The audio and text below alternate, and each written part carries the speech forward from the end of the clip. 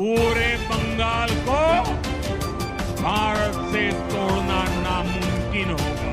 একটা ভাষণ, একটা ইতিহাস।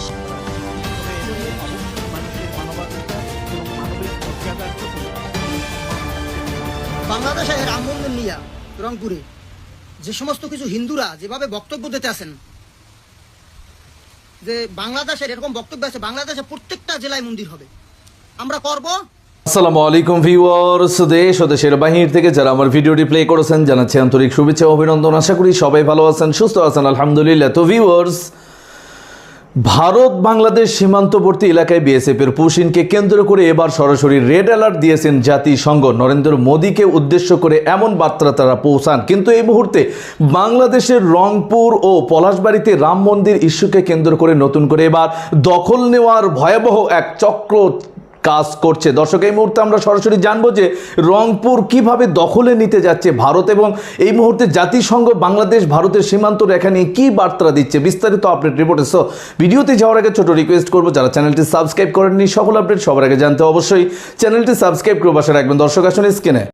কথিত অবৈধ অভিবাসীদের ভারত থেকে বাংলাদেশ ভূখণ্ডে ঠেলে দেওয়ার বিষয়টি নিয়ে হিউম্যান রাইটস ওয়াচের পর এবার সরব হলো জাতিসংঘ। পুশিন সমস্যা সমাধানে বাংলাদেশ ভারত সংলাপের উপর জোর দিয়েছে সংস্থাটি। নিউ ইয়র্কে সংবাদ সম্মেলনে জাতিসংঘ মহাসচিবের মুখপাত্র স্টিফেন ডুজারিক কথা জানিয়েছেন। কাজী ইফতেখার শুভর ডেস্ক রিপোর্ট। ভারতের পশ্চিমবঙ্গে বিজেপি সরকার দায়িত্ব নেওয়ার পর থেকেই শুরু হয় নানামুখী অস্থিরতা। নেতিবাচক আঁচ পড়ে বাংলাদেশ সীমান্তে। বহু মানুষকে অবৈধ অভিবাসী আখ্যা দিয়ে ঠেলে দেওয়ার চেষ্টা করা হয় বাংলাদেশ ভূখণ্ডে। তবে বাংলাদেশ সীমান্তরক্ষা বাহিনী দৃঢ় অবস্থানে বিভিন্ন স্থানে ভারতের পুশিন চেষ্টা ব্যর্থ হয়।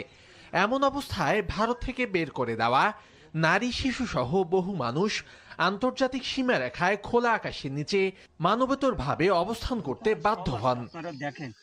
বাংলাদেশ ভারত সীমান্তের এসব অসহায় মানুষদের বিষয়ে জাতিসংঘের অবস্থান কি? নিউ ইয়র্কে সংবাদ সম্মেলনে এমন প্রশ্ন করা হয় সংস্থাটির মহাসচিবের মুখপাত্রকে। আমি মনে করি বিষয়টি দুই দেশের সংলাপের মাধ্যমে সমাধান করা উচিত, তবে এতে অবশ্যই মানুষের মানবাধিকার এবং মানবিক মর্যাদার প্রতি পূর্ণ সম্মান থাকতে হবে। বাংলাদেশে রাম মন্দির নিয়ে রংপুরে যে সমস্ত কিছু হিন্দুরা যেভাবে বক্তব্য দিতে আছেন, যে বাংলাদেশের এরকম বক্তব্য আছে, বাংলাদেশে প্রত্যেকটা জেলায় মন্দির হবে, আমরা করব, এটা ঠেকাই আমরা দেখব। আচ্ছা, আপনারা যে হিন্দু, এটা কি আপনাদের মাথায় আছে? এই সমস্ত বক্তব্য কার ইন্ধনে দিতে আছেন? কোন দেশের ইন্ধনে দিতে আছেন? কারণ আপনাদের তো বাড়িঘর ভারতে, আপনারা ভারতে চলে যাবেন। যখন আপনাদেরকে ধাওয়া দিবে তখন তো আপনারা ভারতে চলে যাবেন। এইখানে বাংলাদেশে যে সাধারণ হিন্দু, তাদের অবস্থা কি হবে? আপনারা তো ভারতের এজেন্ট, আপনারা ভারতের এজেন্ট, ভারতের হয়ে আপনারা কাজ করতেছেন। এইটা একটা মুসলিম কান্ট্রি, বুঝতে হবে। বক্তব্য যা দেন মাথায় রাখবেন। বাংলাদেশের মুসলমান ক্ষিপ্ত হয়ে আপনাকে কিন্তু ধাওয়ানি দেবে, আপনাদেরকে ধাওয়ানি দেবেন, পান নিচে মাটি থাকবে না, সাধারণ হিন্দুরা বিপদে পড়ে যাবে। আমাদের মতো যারা আছি তারা বিপদে পড়বো, এই কামও করেন না। আর যদি এ ধরনের কিছু আভাস পাই এই মন্দির নিয়ে, এই আপনার মূর্তি নিয়ে, কিন্তু ষড়যন্ত্রের গন্ধ আসতেছে। আমি বাংলাদেশের প্রত্যেকটা মুসলমানকে বলবো, ওনারা যে বক্তব্য দেয় এই বক্তব্যতে স্পষ্ট যে ষড়যন্ত্রের গন্ধ চলতে আছে। আপনারা মুসলমান যারা আছেন, আর যদি এই আন্দোলনে আপনারা যদি সফল হইতে না পারেন, তাই কিন্তু আপনারা হেরে যাবেন ভারতের কাছে। ভারতের উচিত এই মুহূর্তে রংপুর ডিভিশনকে দখল করে ভারতের সঙ্গে জুড়ে নেওয়া। আর মনে রাখতে হবে, এই বিশাল রামমূর্তি এবং সনাতন ধর্মীয় কমপ্লেক্সটি তৈরি হচ্ছে সেই রংপুর ডিভিশনে। আমি পিনাকি দাদা এই রংপুরের গাইবান্ধার এটার পলাশবাড়ির রাম মন্দিরের কথা যখন ভিডিওটা লিঙ্কটা আমার পাঠানোর পরে আমি একটু পরে লিঙ্কে ঢোকার পরে দেখি, মানে এটা দেখে আমি বিশ্বাস করতে পারছিলাম। আমি মনে করছিলাম যে বোধহয় এটা এআই দিয়ে বোধহয় বানানো। মানে এই দেশের রাজনীতিবিদ, এই দেশের ধর্মীয় নেতা, এই দেশের সাংবাদিক, গোয়েন্দা সংস্থা কোথায় আছে? মানে তাদের চোখের সামনে দিয়ে, ভাই আপনারা সারাদিন পূজা করেন, আপনারা মূর্তি বানান, আপনারা মন্দির বানান, আমাদের কোনো সমস্যা নেই।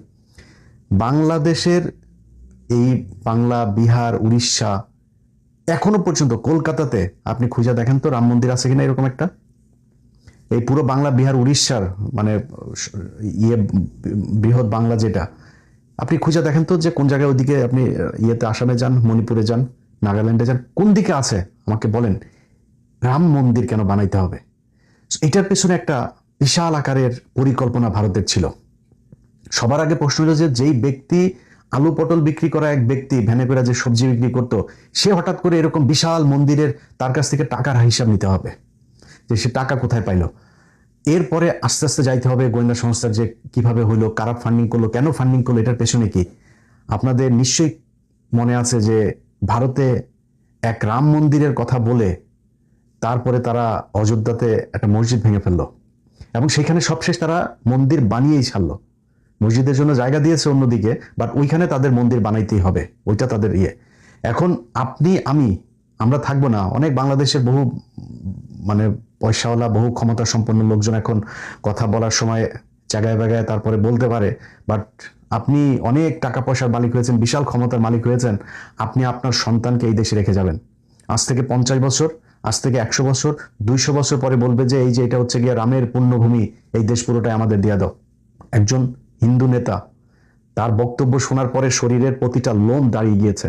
বক্তব্যটা শোনেন। রাম মূর্তি কতটুকু হবে, কত ইঞ্চি হবে, সেটা ঠিক করবে দেশের হিন্দুরা। তোরা ঠিক করার কে? রাম মন্দির দেখা গেল কি দেখা গেল না? তোরা যদি রাম মন্দিরকে ভয় পাস, তোরা প্রয়োজনে পলাশ বাইরে যাস না, তোরা প্রয়োজন বোধে গাইবান্ধা থেকে চুরান্ন জেলায় চলে যা। রাম মন্দির প্রতিষ্ঠা হবে, এই বাংলাদেশে রাম মন্দির প্রতিষ্ঠা কেউ ঠেকাতে পারবে না। বাংলাদেশ এমন কোনো শক্তি নাই যে রাম মন্দির প্রতিষ্ঠা ঠেকায়। রাম মন্দির আপনারা প্রতিষ্ঠা করেছেন, রাম মন্দির হবে এবং আগের চাইতে অনেক সুন্দরভাবে রাম মন্দির হবে, সারা বাংলাদেশের লোক সেখানে যাবে। আজকের এই ছাত্র এবং ছাত্র যুবদেরকে আমি ধন্যবাদ জানাই। অল্প সময়ের মধ্যে একটি প্রতিবাদ তারা করেছে, প্রতিবাদের সূচনা তারা আজকে করেছে এবং ঘোষণা দিয়েছে যতদিন পর্যন্ত পলাশবাড়ীতে রাম মন্দির নির্মাণ না হবে ততদিন পর্যন্ত এই ছাত্র জনতা সারা বাংলাদেশ আন্দোলন করবে। যেহেতু তারা ঘোষণা দিয়েছে, আমি এই দেশের হিন্দু ছাত্র এবং যুবদেরকে চিনি, যেহেতু তারা ঘোষণা দিয়েছে, তারা এই ঘোষণার ফল না পাওয়া পর্যন্ত ঘরে ফিরবে না, এটা আমার বিশ্বাস। চিন্তা করেন, বাংলাদেশে বসা বাংলাদেশের 92% মানুষকে বলে এই দেশ থেকে তাদেরকে চলে যেতে হবে তাদের রাম মন্দির বানানোর জন্য। দর্শক, স্ক্রিনে আমরা সে সম্পর্কে বিস্তারিত জানলাম। এই বিষয়ে আপনাদের মতামত কমেন্টে জানাবেন। কেউ ভিডিওটি স্কিপ করবেন না। শুধু বাংলাদেশ ভারত সীমান্তবর্তী অঞ্চলেই যে ভারত আগ্রাসন চালাচ্ছে এমনটি নয়, এবার চিকেন নেক নিয়ে কিন্তু নতুন করে আলোচনা ও সমালোচনার জন্ম নিয়েছে। কার হাতে যাচ্ছে এই চিকেন নেক? ভারত কি পুরোটাই নিজের আয়ত্তে নেওয়ার জন্য বাংলাদেশের সাথে নতুন কোনো গেম খেলতে যাচ্ছে? বিস্তারিত আরো জানবো রিপোর্টে। ক্যালকাটার এই সার শুভেন্দু যখন যা ইচ্ছা তাই বলে। আমরা তো বলি না ত্রিপুরা নিয়ে নেব, ত্রিপুরা তো নিয়ে নেওয়া আমাদের জন্য সহজ। আমরা তো বলি না আসাম নিয়ে নেব, আমরা তো বলছি না মেঘালয় নিয়ে নেব। আমরা বলি আমাদের ভূখণ্ডে আমরা শান্তিতে থাকতে চাই। তোমরা তোমাদের ঘরে থাকো, আমরা আমাদের ঘরে থাকি। আমরা যারা আল্লাহ রসুলের নির্দেশিত পথে চলি, আমরা কখনো অন্য ধর্মের লোকের উপর নির্যাতন করতে পারি না। আমরা কখনো অন্য ধর্মের লোককে অসম্মান করতে পারি না। আমরা চেয়েছিলাম সকলের জন্য একটা সুন্দর বাংলাদেশ গঠন করার জন্য। নিশ্চয়ই কোনো কারণ আছে, আল্লাহ রব্বুল আলামিন কবুল করে নাই। হয়তো আরো রক্ত দিতে হবে, আরো কাফারা দিতে হবে জাতিকে। কারণ জাতি চায় সুন্দর বাংলাদেশ, কিন্তু ভোট দেয় অশিক্ষিত লোককে। তো কিভাবে সুন্দর বাংলাদেশ পাবেন? এই জিনিসগুলি আমাদেরকে সুন্দরভাবে চিন্তা করতে হবে। ভালো লোকদেরকে ভোট দিতে হবে, উপযুক্ত লোকদেরকে বেছে নিতে হবে, দেশপ্রেমিক লোকদেরকে নির্বাচিত করতে হবে। তাহলেই তো এই দেশ সুফল পাবে।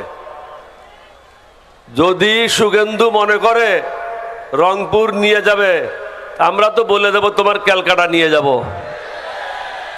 তুমি কি মনে করেছো? ভারতের স্বাধীনতার জন্য লড়াই করেছিল মুসলমানেরা। আমরা রক্ত দিয়ে এই দেশ স্বাধীন করেছি। এটা কোনো কারো দয়া দাক্ষিণ্য হয় নাই। তোমরা চেয়েছিলে পাকিস্তানকে দ্বিখণ্ডিত করতে, আমরা চেয়েছিলাম স্বাধীনতা। তোমরা আমাদের সব কলকারখানার যন্ত্রপাতি তোমরা চুরি করে নিয়ে গেছো। আমাদের পাকিস্তানের যে প্রায় 1 লক্ষাধিক সৈন্য ছিল, তাদের গোলা বারুদগুলি তোমরা চুরি করে নিয়ে গেছো, তাহলে কিভাবে তোমরা বলতে পারো তোমরা বাংলাদেশের স্বাধীনতা দিয়েছো? তোমরা তো লুটপাট করার জন্য আসছিলা, তোমরা তো আমাদের দেশ থেকে জিনিস চুরি করার জন্য আসছিলা, তোমরা তো স্বাধীনতার জন্য আসো নাই। মুক্তিযুদ্ধরাই যুদ্ধ করেছিল, তোমরা আসছিলা মাল কামানোর জন্য। আপনাদেরকে অনুরোধ করব, দেশকে যদি সঠিক পথে নিতে দর্শক চান, স্ক্রিনে আমরা সে সম্পর্কে বিস্তারিত জানলাম। সো ভিডিও এই পর্যন্ত, ভালো লাগলে লাইক এন্ড কমেন্ট করবেন। দেশের সকল আপডেট সবার আগে জানতে অবশ্যই চ্যানেলটি সাবস্ক্রাইব করে পাশে রাখবেন। দেখা হবে পরবর্তী ভিডিওতে ইনশাআল্লাহ। আসসালামু আলাইকুম ওয়া রাহমাতুল্লাহ।